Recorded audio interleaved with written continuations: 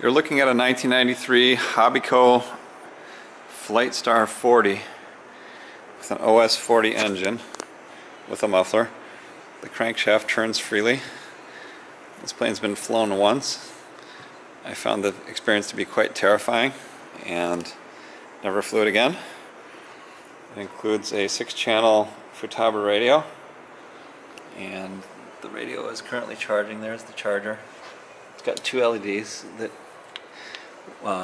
each LED indicates whether the radio or the receiver is charging or not, and they're both charging.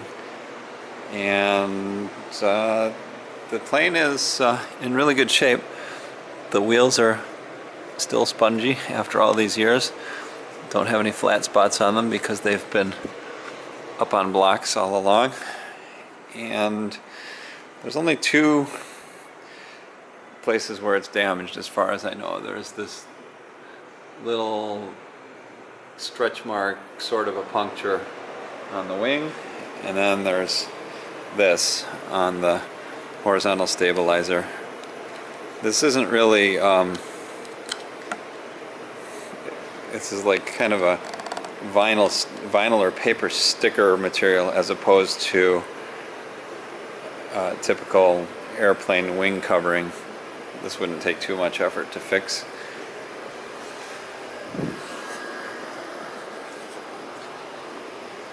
And as you can see, this side is good.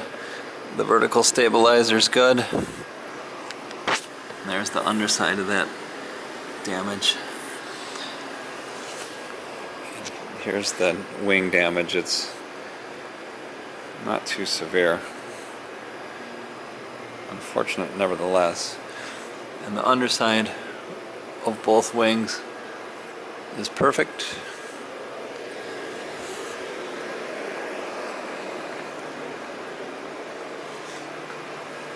Here's the right wing.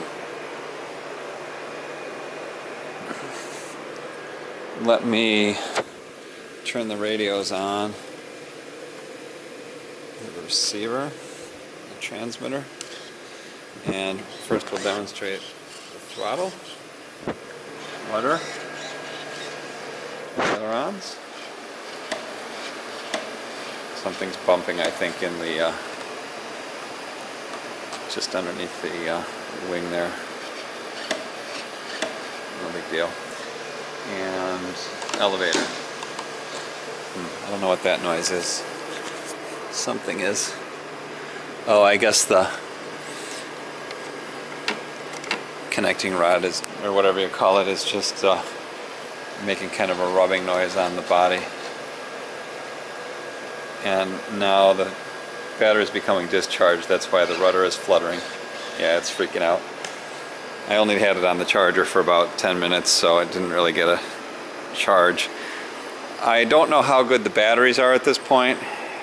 It's been sitting for 25 years, and there's a reasonable chance that the NiCad batteries will need to be replaced.